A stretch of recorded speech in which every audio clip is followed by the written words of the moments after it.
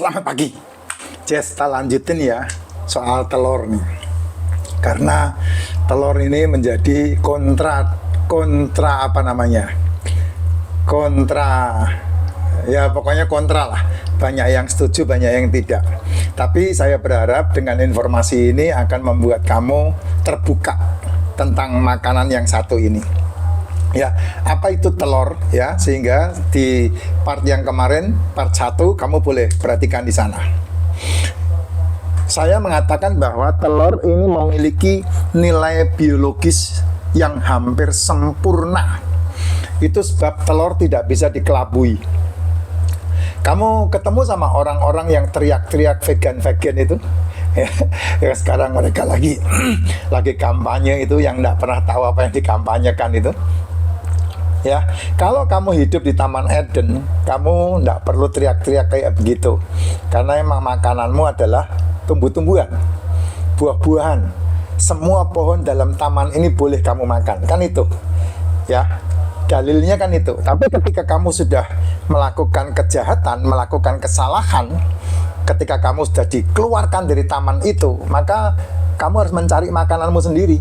Zaman itu orang bertanam seperti Kain dan orang yang beternak seperti Habil, kan disebutnya kayak begitu kan. Nah, ini ya kalau saya dibilang cocokologi, ya kamu tidak bisa membantah omongan saya ini, karena cerita ini ada di seluruh pemahaman banyak manusia di muka bumi ini. Sehingga hari itulah orang berubah dari cara makan tumbuh-tumbuhan ke hewan, ke binatang, dan dilanjutkan dengan berburu. Nah, telur ini menjadi sebuah pilihan zaman modern sekarang ini ya. Telur ini menjadi sebuah pilihan karena nilai biologisnya telur itu hampir bisa dibilang sempurna, luar biasa. Jadi tubuh itu terlengkapi semua kebutuhan mikronutrisi dan makronutrisinya ketika dia makan telur. Vitaminnya ada, mineralnya ada, asam aminonya jangan tanya, ada 9 asam amino esensial di dalamnya, asam lemaknya lengkap, lemaknya sangat baik sekali, dan kemudian ada tenaganya, energinya, karbonya. Jadi itu sebab dikatakan sempurna. Nah, kalau ada yang menyirik telur, ya saya tidak tahu apa yang membuat mereka tidak mau menikmati telur atau menolak telur.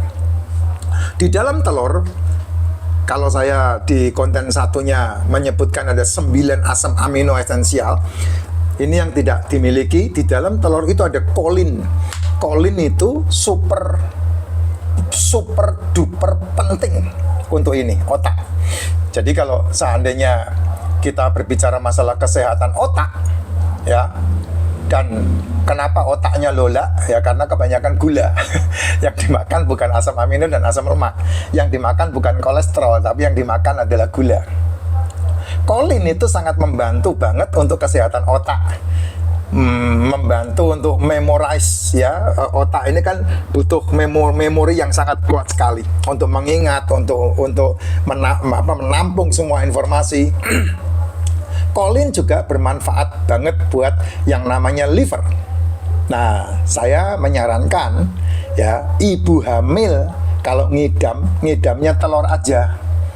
Ya, ibu hamil kalau ngidamnya telur aja. Itu sangat berarti, sangat bermanfaat, sangat penting buat janinmu. Daripada kamu ngidamnya seblak, daripada kamu ngidamnya mie gaco. Ya, nggak ada gunanya itu buat tubuhmu. Jadi kamu lebih baik ngidamnya itu telur, murah dan sangat luar biasa. Ya, sepanjang 9 bulan 10 hari kalau kamu makan telur, sangat bagus banget untuk anakmu. Anakmu nanti akan lahir lebih tinggi dari kamu, anakmu akan lebih smart dari kamu, anakmu akan lebih sehat dari kamu. Itu nyata, itu real. Ya kalau kamu udah semeter kotor ngidamnya sebelah, ya nanti anakmu di bawah itu nanti ya. Tapi kalau kamu ngidamnya telur, anakmu bisa juara. Nah, anak-anak yang juara itu karena nutrisinya terpenuhi sejak dia dalam kandungan ibunya. Ya itu dia ya. Karena sekarang ini kan kondisinya kalau kamu sekali-sekali mangkal di RSCM atau di rumah sakit manapun ya, dari pagi jam 7 kamu coba mangkal, itu anak-anak umur 4 tahun itu sudah kena diabetes tipe 1 loh. Seumur hidupnya suntik insulin karena pankreasnya udah jebol, udah rusak. Ya, disebutnya diabetes tipe 1. Terus kemudian kalau kamu lanjutin sampai jam 2 siang, jam 3 sore, kamu ketemu anak-anak pakai seragam sekolah, mereka cuci darah. Ya, banyak itu di rumah sakit Jakarta banyak, tergantung keuangan mereka di mana. Keuangan mereka berapa, kamu akan ketemu sama mereka. Kok bisa? Ya, coba aja wawancara. Apa yang terjadi? Apa yang membuat mereka seperti itu? Pasti makanannya ya gacauan-gacauan itu. Makanannya ya ultra food process, ya, nugget-nuggetan. Terus kemudian sosis-sosisan, mimian gitu. Itu es plastik yang dipakai sedotan itu ya, itu makanan-makanan mereka yang ada moyo-moyonya itu, yang ada suwe-suwenya itu makanan-makanan mereka setiap hari. Ya kalau sebulan sekali masih bisa ditolerir lah ya, sebulan sekali, 3 bulan sekali gitu, kamu makan-makan kayak begitu masih ditolerir sama tubuhmu gitu. Tapi kalau setiap hari pagi siang sore kamu makan seperti itu, ya walau alam tubuhmu bisa sempurna. Sesakti apapun Tuhanmu, itu tanggung jawabmu. Ya, sesakti apapun Tuhanmu, itu tanggung jawabmu. Dia tidak ikut campur. Atau sesakti kiaimu atau pendetamu atau rabimu, itu dia tidak bisa ikut campur dia. karena itu kesalahannya di mulutmu ya. Nah, itu tentang telur yang di dalamnya ada kolin. Sorry ya, maaf ya Bapak Ibu ya. Bukan bermaksud menghina, tapi saya mau membuat sebuah analogi yang kamu harus mikir 7 sampai 10 kali. Mau diruqyah model apapun tetap aja tidak ada gunanya. Karena apa? Karena kesalahannya ada di mulutmu, ya.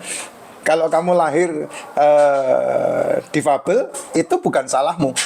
Ya, tapi kalau kamu mati dalam kondisi difabel dan miskin, nah itu 1000% salahmu itu. Itu 1000% salahmu. Karena apa? Hidup itu tanggung jawab. Jadi kamu yang harus melakukannya, kamu harus memilih. Karena hidup itu pilihan. Ya, yang berikutnya di dalam telur, kenapa ini sangat luar biasa dan disebut sebagai makanan yang hampir memiliki nilai biologis yang sempurna. Di dalam telur itu full dengan vitamin.